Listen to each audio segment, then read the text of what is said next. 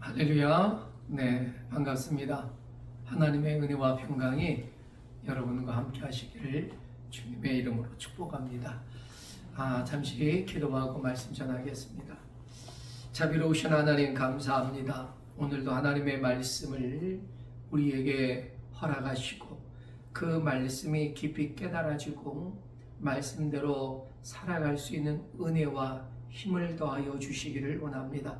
부족한 종의 말씀을 들고 섰사오니 하나님의 진리의 말씀만 바르게 전하도록 간섭하여 주시고 역사해 주옵소서. 오늘도 종의 죄와 허물은 십자가에 감추어 주시기를 원하오며 우리 주님 예수 그리스도의 이름으로 기도하옵나이다. 아멘. 할렐루야. 네, 오늘 우리가 함께 나누는 말씀은 사도 요한이 우리에게 요한 2서를 통해서 주는 신앙 레슨에 있어서 세 번째 시간이 되겠습니다. 오늘 내용은 사실 굉장히 중요한 부분입니다. 왜냐하면 오늘 제목으로 제시한 것처럼 진리 안에서의 사랑과 또한 그 사랑 안에서 경계해야 하는 것들을 그 기준과 또 왜 그렇게 해야 되는지를 말해주고 있기 때문에 그렇습니다. 오늘 우리가 나누는 이 부분은요, 아주 짧아요. 하지만 좀 날카롭고도 예리한 내용을 가지고 있어서 우리가 바르게 이해하기 위해서는요, 좀 주의를 기울여야 할 필요가 있습니다.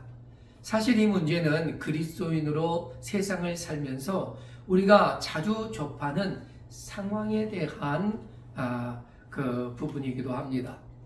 기독교의 진리를 지키기 위해 우리는 어디까지 사랑을 해야 하고 또 어디까지 냉정하게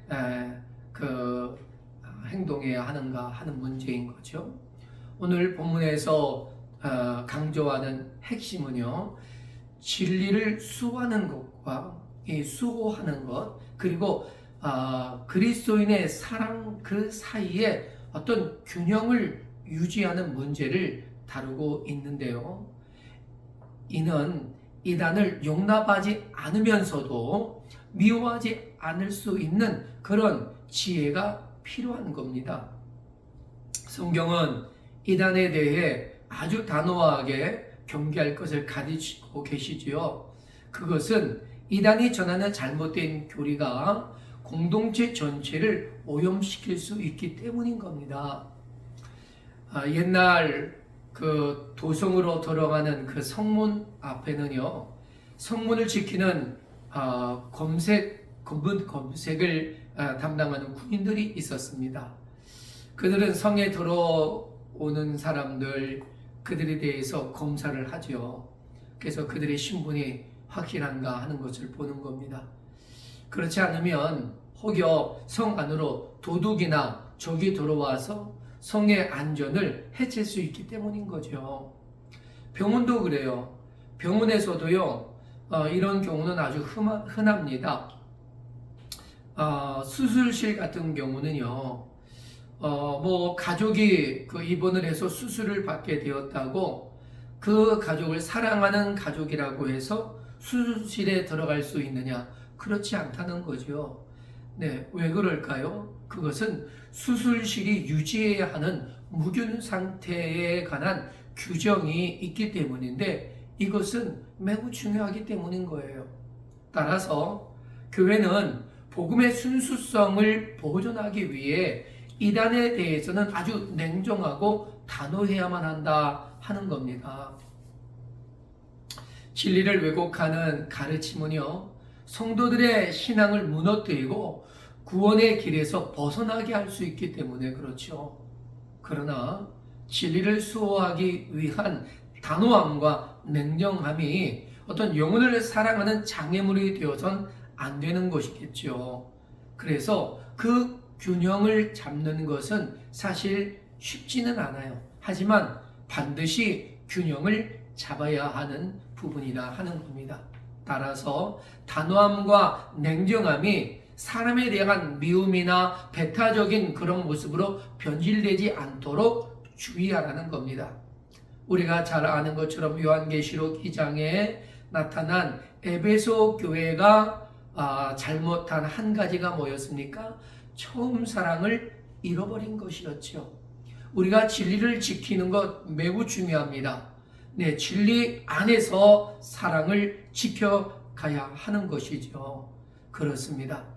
사랑하는 여러분, 우리는 그 진리를 지켜 냉정함을 유지함에도 불구하고 사랑해야 하는 우리 기독교의 그 사랑의 책임을 우리는 감당해야 하는 것이지요. 거짓된 이단 교리는요, 단호하게 거부하면서도 그 영혼을 불쌍히 여기고 사랑할 수 있어야 한다는 것이죠.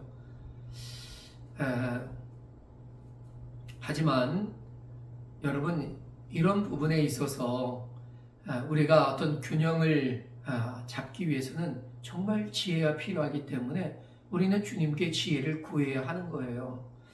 거짓 교훈에 흔들리지 않도록 성경을 깊이 이해하고 분별력을 가지고 있어야 우리는 어떠한 잘못된 이단의 가르침을 우리는 분별해낼 수가 있는 것입니다.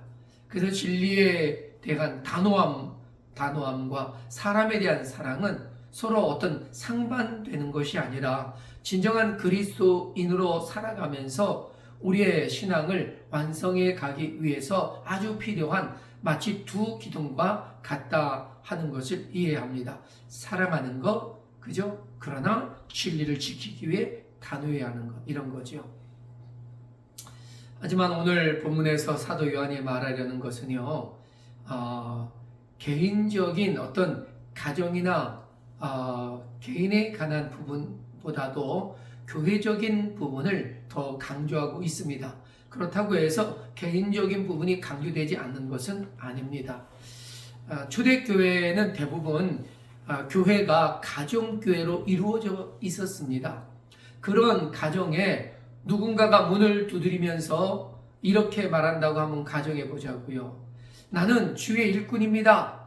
오늘 하룻밤 머물게 해주시고 내가 당신의 교회에서 설교할 수 있도록 해주세요 라고 말한다는 겁니다. 그렇다면 여러분이 만일 그 가정의 리더라면 여러분은 어떻게 하시겠느냐 하는 겁니다. 사랑이라는 이름으로 곧장 문을 열어서 그를 받아들여야겠느냐, 아니면 그가 문턱을 넘어오기 전에 그가 어떤 사람인지 또 그에 대한 신분, 이런 것들에 대해서 질문을 해야 하는 것 아니겠습니까? 그렇습니다. 그가 누구며 어떤 사람인지 자신을 입증할 수 있는 것이 제시되지 않는다면 그를 받아들여서는 안 되는 거죠. 초대교회 시절에는요, 공신력 있는 사람이나 어떤 기관의 추천서를 받아서 제시함으로써 자신의 신분을 나타내었습니다. 그래서 사도행전 18장 27절에 보면요, 교회의 아볼로를 추천하면서 영접하라고 추천서를 써서 보냈습니다. 이런 추천은 바울 서신에 자주 등장하는데요. 로마서 16장 1절로 2절에 보면 교회의 배배, 그러니까 로마 교회의 배배를 천구하면서 추천하지요. 그를 영접하라고 말합니다. 여러 곳에 있지만 또 고린도전서 16장 3절에서도요. 바울이 인정하는 사람들이 누군가라고 하는 것을 그 명단을 써서 제시해 주었습니다.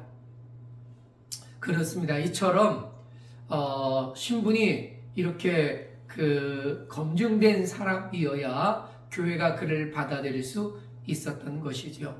따라서 초대교회에서 문을 열어준다는 것은요, 단지 어떤 친절을 베푸는 차원을 넘어서는 거예요. 예배가 집에서 드려지고 있기 때문에 문을 연다는 것은 곧 그를 설교할 수 있도록, 또 교제하면서 그가 가지고 있는 어떤 진리에 관한 것, 이런 것들을 이야기할 수 있도록 권한을 부여해 주는 것과 같은 것이지요. 그래서 오늘 본문은 이런 환대와 또 분별, 그래서 이것을 그 누군가 그 사람들에 대해서 어떤 시험해 보는 것을 함께 같이 어우러져서 우리에게 이야기하고 있습니다. 다 같이 오늘 본문 말씀을 다시 한번 읽어볼까요?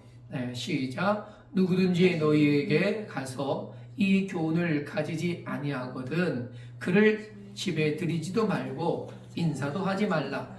그에게 인사하는 자는 그 악한 일에 참여하는 자임이라 라고 했습니다. 짧지요? 하지만 이 짧은 말씀이요, 교회가 이단으로부터 안전을 지켜주는 말씀이었습니다.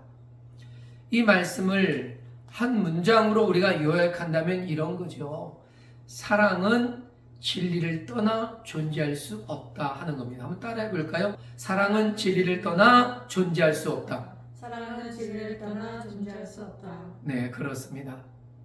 그렇기 때문에 교회는요, 그리스도의 교훈을 부정하는 자를 환대하지 말아야 한다는 거죠.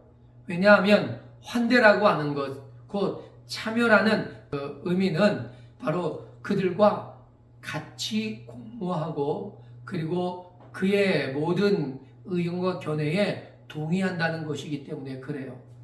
예수 그리스도의 교회 공동체는 그리스도의 교훈을 따르는 공동체였단 말이죠. 그 교훈에서 벗어난 가르침과는 결코 서로 교제할 수가 없는 겁니다. 오늘 본문을 올바르게 이해하기 위해서 오늘 본문이 제시하고 있는 내용을 세 가지 정도로 정리해서 나누려고 합니다. 첫째는 사도 요한이 무엇을 명령하고 있는가 하는 거고요. 둘째는 참과 거짓의 그 분별의 기준은 무엇인가 하는 것이죠. 그리고 셋째로 나눌 것은 그렇다면 왜 그리스도의 교훈이 아닌 다른 것을 전하는 이들을 분별해서 그들을 환대하지 말아야 하는지 그 이유에 관한 부분입니다. 우리가 나눌 첫 번째는요, 집에 들이지 말고 인사도 하지 말라는 말씀을 통해서 우리가 왜 그들을 받아들이지 말아야 하는지에 관한 문제입니다. 집에 들이다라는 말은 앞에서 잠깐 말했던 것처럼요, 어떤 사적인 방문이 아닌 거예요. 이것은 어떤 초대교회가 대부분 가정교회를 이루고 있기 때문에 누구를 집안에 들인다는 것은요, 그에게 말씀을 전할 수 있는 권한을 부여하는 것일 뿐 아니라 또 초대교회는 이런 순회 사역자들을 적극적으로 공개하고 섬기는 일을 의무적으로 감당했기 때문에 그들을 영접해서 숙식을 제공하고 예배의 공간을 제공하고 강단을 내놓고 또 나아가 재정적인 후원까지도 감당하는 그런 것을 환대로 이해하고 있었습니다. 그런데 여기 또 인사하지 말라고 하잖아요. 인사도 하지 말라고 하는 이 말은 굉장히 단호한 거죠. 여기서는 뭐 단순히 안녕하세요라고 하는 그런 의미가 아닌 거예요. 여기서 인사는 공적인 환영 행사를 말하는 겁니다. 그래서 오셨으니 식사 대접 잘하겠습니다. 뭐 이런 것들 말이죠. 여러분, 교회 리더가 그들을 환영한다라고 하는 것은요, 사실 그에 대한 어떤 인정을 의미하는 것이 되고요. 또 그런 모습을 보는 공동체 일원들은 저분은 우리 교회가 인정한 분이니까 저분이 하는 모든 말씀은 다 받아들여도 돼 라고 생각하게 된다는 거죠. 따라서 교회가 그 리더의 어떤 공적인 인정하는 부분에 대해서 오픈하고 받아들이기 때문에 리더는 누구를 세우든지 매우 신중해야 한다 하는 것입니다. 그래서 일단 리더가 세우면 그의 모든 권한은 리더에 의해서 주어졌기 때문에 그가 하는 모든 메시지가 공신력을 발휘하게 되는 것이죠. 성경은 교회의 어떤 누구에게도 무례히 행하라고 하는 말씀을 하지 않습니다. 그렇기 때문에 항상 우리는 사랑 안에서 존중하고 또 그들에게 어떤 편의를 제공하는 일들을 기쁨으로 감당해 왔던 거죠. 하지만 이런 이단적이고 잘못된 교훈을 가지고 있는 사람들에 대해서는요, 우리가 환대하는 것이 아니라 우리는 경계해야만 한다는 거예요. 그것도 아주 단호하게 말이죠. 그래서 사도 바울도 분쟁을 일으키는 자들을 피하고 살피고 피하라고 로마서 16장 17절에서 우리에게 권면해 주었던 거죠. 강단과 공동체의 이런 공간은 하나님께서 교회에 맡기신 거룩한 영역이기 때문에 교회는 이것을 철저하게 관리해서 지켜 보존해야 하는 겁니다. 그렇기 때문에 교회는 누구를 세우든지 그에 대한 확실한 검증이 필요하다 하는 것이지요. 그리고 이제 둘째로는요, 참과 거짓을 분별하는 그 기준은 무엇인가 하는 겁니다. 그것이 오늘 10절에 이 교훈을 가지지 아니하거든 이라고 한 말씀에 담겨져 있는데요. 이 교훈은 바로 7절로 9절까지 증거했던 그리스도의 교훈에 관한 말씀이죠. 특히 예수 그리스도의 성육신이라든가 예수님의 말씀 그리고 예수님이 행하신 그 모든 사역의 전부를 가리키는 것이지요. 정통적인 복음의 핵심에 대해서 검증해야 된다라고 하는 것입니다.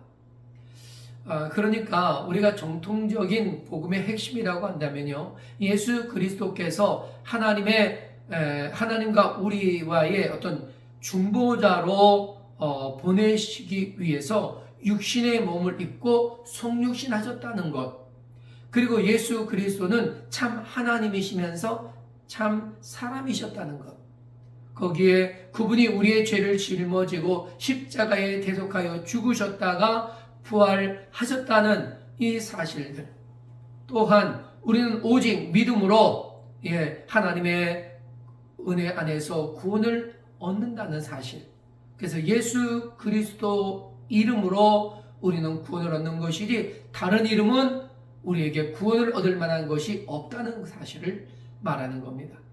거기에 이제는 우리가 주님께서 세상을 심판하시고 우리의 모든 구원을 완성하시기 위해서 다시 오실 그 재림을 우리가 기다리고 있다는 거죠. 이런 정통적인 복음의 핵심이 흐려지면 나머지는요 다 무너지는 거예요. 그래서 오늘 우리에게 이런 말씀들이 적용되어진다면 바로 이런 것일 수 있습니다. 그러니까 성경의 최종적인 어떤 권위를 약화시키는 것이 있다면요, 그것은 잘못된 거란 말이죠. 그래서 어떤 성공을 최종적인 기준으로 삼으려고 하는 것, 여러분 그거는 교회가 가르치는 게 아니에요. 그건 세상이 말하는 거죠. 또 죄나 회개, 십자가의 복음, 부활에 관한 것들을 강조하지 않고 오히려 세속적인 번영에 관한 것들, 그래서 세상의 어떤 처세술, 그리고 자기 개발에 어떤 중심을 두는 그런 메시지를 전한다. 물론 필요하지만요, 그것이 교회 강단에서 십자가를 대신해서 전해져야 할 말씀은 아니다 하는 것입니다. 또한 현대 사회가 가지고 있는 포스트 모더니즘의 영향을 받은 상대주의 같은 것, 그래서 예수 외에도 구원의 길이 있을 수 있다라고 말하는 그런 것은요, 잘못된 것이고 그런 것은 성경의 진리에서 완전히 벗어난 것임을 우리는 분별해낼 수 있어야 한다는 겁니다. 교회가요, 교회의 안전을 위해서 개혁주의 전통적으로 교회의 3대 표지를 발표했습니다. 그것이 바로 말씀의 순수한 선포예요. 다시 말해서 오직 성경 말씀에 근거한 다른 것은 전하지 않게 하는 것입니다. 둘째는 성례가 바르게 시행되는 거예요. 세례, 또 성찬식 이런 것들이 바르게 행해지는 거죠. 또한 권징이라고 해서 교회 정치예요. 잘못된 사람에 대해서는 분명하게 다스림을 해야 한다는 것이죠. 이런 그 세 가지의 표지는 그리스도의 교훈을 보존하는 그런 울타리의 역할을 했단 말입니다. 여러분, 사랑은요, 그 울타리 안에서 가장 잘 보호되고 누려질 수 있는 거죠. 그 울타리가 무너져 버리면 그 사랑도 온전한 사랑이 될 수 없는 겁니다. 우리가 한 가지 분명히 알아야 할 것이 있습니다. 그것은 이단을 경계하는 일은 나 자신의 보호만을 위한 것이 아니라 하나님의 영광을 위한 것이고 교회의 안전을 위한 교회적인 사명이라는 사실입니다. 우리가 오늘 본문 앞쪽에 7절로 9절의 말씀을 이미 살폈죠. 7절로 9절의 말씀은 그리스도의 교훈에 관한 이 사도 요한의 신앙 레슨이었습니다. 그런데 10절로 11절은요, 그리스도의 교훈 밖에 있는 거짓된 교훈을 단호하게 경계해야만 한다라고 하는 말씀을 하고 계신 거죠. 따라서 참과 거짓을 분별하는 성경적인 그 진리인 예수 그리스도의 교훈이 기준이 된다는 겁니다. 기준을 든든히 하고 있지 않다면 다른 어떤 잘못된 것이 찾아와도 그것이 잘못된 줄 몰라요. 하지만 우리가 진리를 든든하게 가지고 있으면요, 어떤 것이 와도 그것을 옳고 그른 것에 대해 구분할 수 있게 된다는 것이죠. 그래서 초대교회 사도들은 이단들이 주장하는 그 내용들을 자세하게 어떤 가르치기보다는 오히려 더 성경의 진리를 확고하고 명확하게 깨달을 수 있도록 열심히 가르치는 것에 집중했단 말입니다. 그래서 어느 시대는 교회가 부흥하고 성장했던 시기는요, 성경을 정말 열심히 공부하면서 성경 중심의 그런 삶을 살아가게 했을 때 교회는 부흥했습니다. 그러면 셋째로 왜 이단을 경계하고 환대하지 말아야 하는가 하는 것들을 그 이유가 무엇인지를 나누겠습니다. 그것은 11절에 나와 있는 것처럼요, 그의 악한 일에 참여하는 자가 되기 때문이다 하는 겁니다. 여기 인사라는 말 앞에서도 잠시 나눴지만요, 인사는 공식적인 환영 행사란 말이에요. 그래서 우리가 교회에서도 어떤 강사를 모시면 그분을 환대한다는 그런 취지에서 식사를 좋은 곳에 가서 모시지 않습니까? 그것은 그에 대한 환대의 표시이기도 하는 거지요. 그러면 또한 그것을 통해서 교회는 저분은 교회와 우리 리더가 인정하는 그런 분이기 때문에 어떤 말씀을 하셔도 우리가 받아들일 수 있는 안전한 분이야 라고 여길 수 있게 되는 거죠. 그래서 요한은 그의 악한 일에 참여하는 것이라는 이 말은 그렇게 잘못 환영하게 되면 그들이 전하는 잘못된 교훈까지도 우리가 인정하게 되는 것이 되기 때문이다 하는 겁니다. 그래서 그들을 환영하지 말아야 한다는 것이죠. 이것이 분명한 이유란 말입니다. 따라서 교회 강단에 누구를 세우든지 분명히 우리는 그를 검증해야만 세울 수 있는 겁니다. 잘못된 강사를 세워서 교회가 큰 어려움에 빠진 사례는요, 많습니다. 여기서 우리가 정말 주의해야 할 것은요, 요한은 일상적인 선행까지도 금지하고 있지 않다는 거예요. 배고픈 자에게 밥을 주는 것, 병든 자를 돌보는 일은요, 언제나 우리가 행해야 할 일입니다. 누가 어떤 배고픈 상황에 있고 또 다친 환경에 있다면 먼저 먹이고 그리고 치료해 주는 것이 우선이에요. 그러나 그가 어떤 잘못된 진리를 가지고 있는 사람이라면 거기까지만인 겁니다. 그를 환대해서 그에게 어떤 발언권을 부여해 줄 수는 안 된다 하는 것이죠. 그것이 바로 교회를 지키기 위한 방법이었던 것이죠. 여러분, 초대교회에서는요, 순회 선교사, 순회 사역자들이 많이 있었습니다. 그래서 순회 선지자, 또 순회 복음 전도자, 그들이 많이 활발하게 움직였던 거죠. 그래서 참된 일꾼도 그 가운데 많이 있었지만 이단적인 사역자도 적지 않았던 거예요. 당시 성도들은요, 이런 순회 사역자들을 영접하고 대접하면서 그를 후원하는 일을 아주 중요한 덕목으로 삼았을 뿐 아니라 그것을 교회가 감당해야 할 의무로까지 여겼단 말이에요.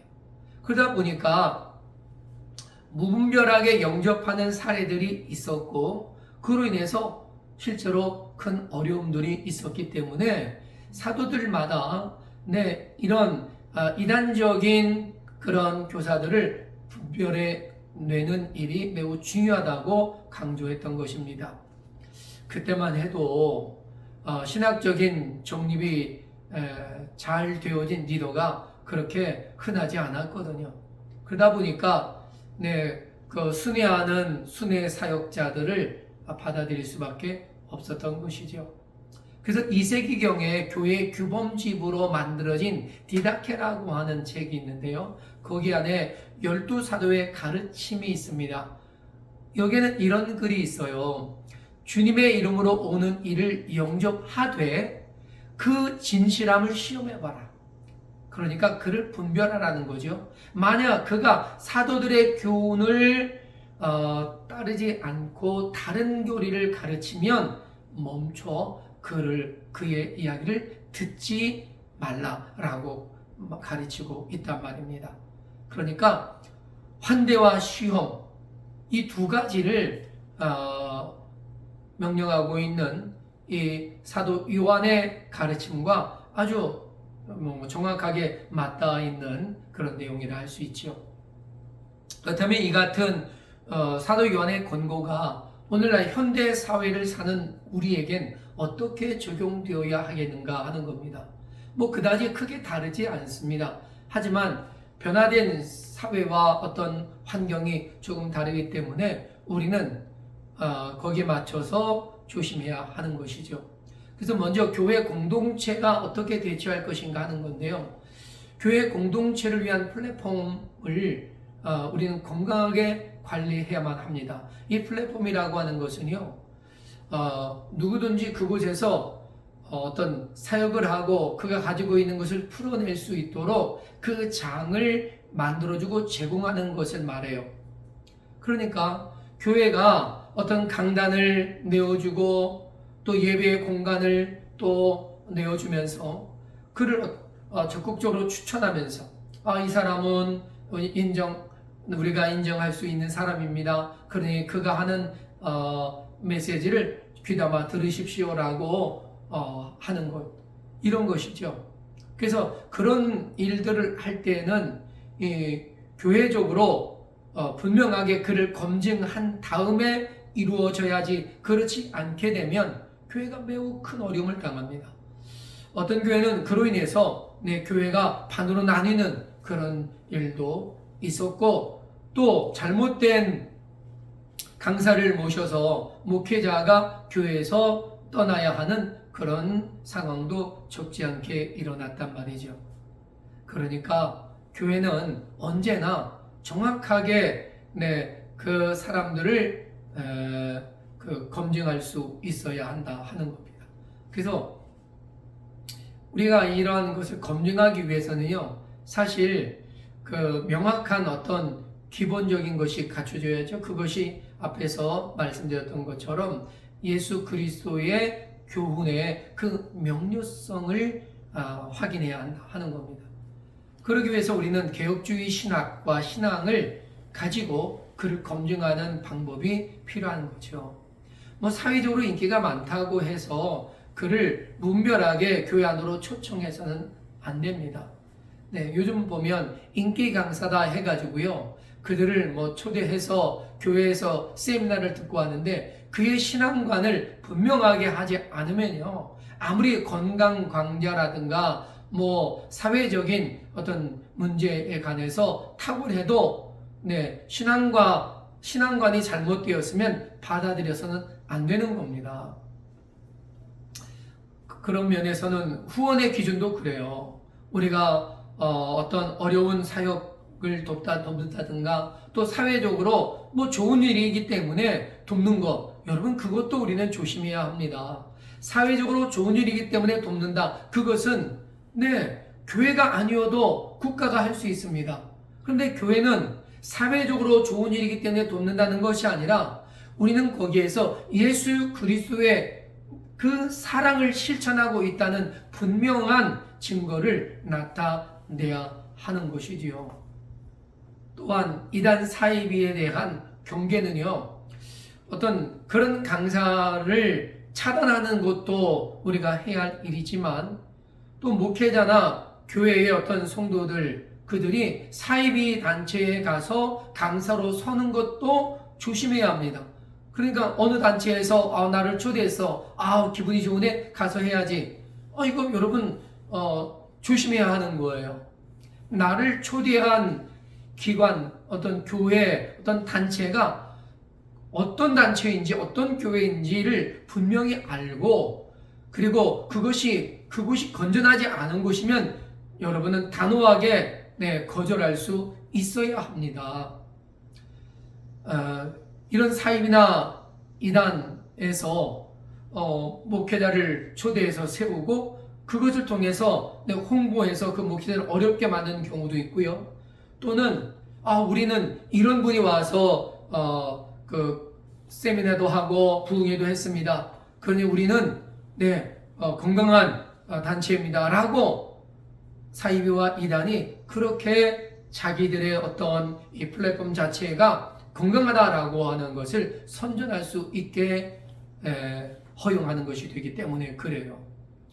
따라서 우리는 조심해야 되는 거죠. 한때는 이런 경우도 있었어요. 이단 사이비 단체에서 교묘하게요, 후원하고 또 무료 행사, 무료 여행 이런 것들을 하면서 많은 목회자를 포섭하고, 그리고 그 목회자들이 거기에 무분별하게 참여했다가 어려움을 당하는 일들이 많이 있었습니다. 그렇기 때문에 교회는 항상 공적으로 모든 일들을 이렇게 조심해서 주의를 기울여야 한다는 것이죠. 그렇다면 이것이 개인적으로는 어떻겠습니까? 여러분, 우리 개인도요, 요즘은 정말 조심해야 할 것들이 많아요. 왜냐하면 요즘은 여러분 소셜미디어라고 하는 것을 통해서 너무나 많이 개방되어 있기 때문에 그렇습니다. 소셜미디어를 통해서요, 많은 이단 사이비들이 건전한 그리스도인들에게 침투해 들어옵니다. 그래서 그들이 처음에는 기독교적인 풍부한 내용들을 가지고 들어오다가 점점 그들의 색채를 드러내면서요, 이단 사이비적인 그런 메시지를 하나씩 던집니다.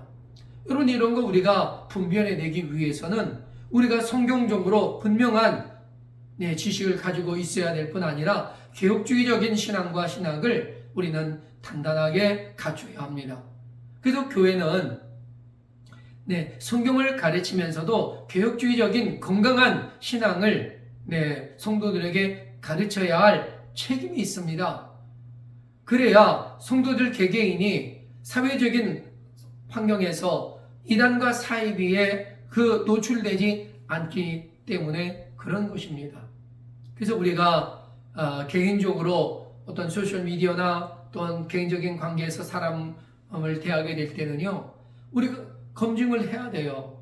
그래서 그의 어떤 십자가와 부활에 대한 그 신앙이 확고한지를 살펴야 되겠죠. 또 성경적인 절대적 권위를 인정하는가도 봐야 합니다. 성경이 아닌 다른 것도 굉장히 성경만큼 중요하다라고 말한다면 우리는 조심해야 하는 것이죠. 성경만한 권위를 가지고 있는 책은 없습니다. 성경만큼 인기 있는 책은 있을 수 있어도 권위를 가진 건 없다 하는 것입니다. 또 교회론에 관한 문제도 심각해요. 왜냐하면 무교회주의자들이 침투해서 교회 안에서 우리를 꺼내가고 그로 인해서 우리의 신앙을 흐트러 놓기 때문에 그래요. 여러분, 우리 개혁주의 교회 그리고 정통적인 교회는요, 신앙생활을 교회 안에서 하게 합니다. 왜냐하면 그것이 안전한 울타리이기 때문이에요. 그 안전한 울타리 안에서 서로가 서로를 위해서 돕고 협력하며 끌어주고 밀어주는 그런 신앙생활을 통해서 성장시켜 가기 때문이에요. 또 우리는 누구를 대할 때 그들의 삶의 열매도 봐야 합니다. 그들이 얼마나 경건하고 거룩하게 또 겸손하고 투명성 있게 살아가고 있는지도 우리는 봐야 하는 거죠. 그래서 우리는 항상 우리 주변에 악한 것, 참된과 거짓된 것, 이런 것들을 우리가 분별해낼 수 있어야 합니다. 그래서 우리가 좀 더 진리 안에서 우리의 믿음과 신앙을 견고하게 지켜가는 그러한 여러분 될 수 있기를 바랍니다. 이제 말씀을 정리해 보겠습니다. 오늘 우리가 배운 진리에 대한 말씀, 이 진리에 대한 사랑과 그리고 거짓됨에 대한 단호함은 우리가 우리의 삶에서 실천해 가야 하는 것들이죠. 그래서 그냥 알고 있는 것 정도로만 끝내면은요, 언제나 그냥 삶에 묻혀버리고 말아요. 그래서 여러분이 이번 주에 한번 우리 주변에 참된 사역이 어떤 것인가, 그리고 정말 진실한 사역자가 누군가 하는 것들을 찾아보고, 그리고 모르면 목회자에게 추천을 요청해서 그를 위해서 기도하고, 또 필요하다면 작은 물질이라도 협력해 보는 것, 그를 통해서 교회가 갖는 진실한 사역자들에 대한 그런 협력을 함께 감당하는 것 중요하다고 봅니다. 그리고 교회뿐 아니라 나 자신의 플랫폼도 점검해야 합니다. 우리가 SNS에서 보면요, 요즘 많이 사용하는 그 카톡이라든가 여기에는 많은 사람들과 오픈이 되어 있죠. 근데 그 오픈된 사람들이라도 여러분은 항상 살펴보면서 그들이 진리 안에서 떠나 있고 잘못된 것을 가르친다면 여러분 거기에 우리가 좋아요 표시라든가 하트 표시 하지 말아야 하는 거죠. 단호하게 거절하든가 스킵해 버려야 하는 것입니다. 우리는 우리 자신을 보존하고 지키는데 매우 중요한 가치가 있다는 거죠. 그리고 교회를 위해서도 우리가 기도할 필요가 있습니다. 우리 교회가 늘 건강해서 어떤 강사를 세우든지 검증되고 그리고 신실한 사람을 세워서 우리 성도들에게 좋은 거룩한 영향력을 끼치도록 하는 것, 그것을 위해서 여러분 기도하는 것은요, 여러분 자신을 위해 매우 중요한 것이다 생각합니다. 이처럼 참과 거짓을 분별하는 이 적극적인 행동을 함으로써요, 나 자신과 공동체를 안전하게 지켜내고 그리고 무엇보다 하나님의 영광을 위해서 살아갈 수 있게 되는 것입니다. 비록 작아 보이는 수고일지라도요, 진리 안에서 검증하는 이런 일들은 결코 낭비가 아니고요, 또 그것이 잘못된 것이 아니라는 것을 여러분은 알아야 합니다. 그래서 우리에게 주어진 예수 그리스도의 그 교훈을 우리는 끝까지 잘 지켜냄으로써 이 땅에 사는 동안 건강한 그리스도인, 하나님의 건강한 자녀로서의 삶을 삶으로 승리하는 그런 저와 여러분이 될 수 있기를 주님의 이름으로 축복합니다. 기도하겠습니다. 주님, 성육신하신 예수 그리스도께서 십자가에서 죽으시고 부활하심으로 이루신 그 하나님의 놀라운 구원의 진리를 알게 하시고 믿게 하심에 감사드립니다. 이제는 더욱 성경에 대한 올바른 지식과 개혁주의 신앙을 확고하게 세울 수 있도록 도와주시옵소서. 사랑을 빌미로 진리를 타협하지 않게 하시고 진리를 들었다고 사랑을 잃지 않도록 주의할 수 있도록 도와주옵소서. 거짓된 교훈에 단호하게 손절할 수 있는 담대함도 주시고, 그러나 그리스도의 교훈을 참되고 또 바르게 전하는 이들을 환대하면서 그들을 지원하는 사랑의 헌신을 감당할 수 있게 하여 주옵소서. 우리의 교회를 비롯한 한국교회와 세계의 교회가 진리에 대한 그런 참과 거짓을 분별하면서 건강한 교회를 세워갈 수 있도록 성령께서 함께하여 주시기를 원하오며, 오늘도 우리를 권하신 우리 주님 예수 그리스도의 이름으로 기도하옵나이다. 아멘.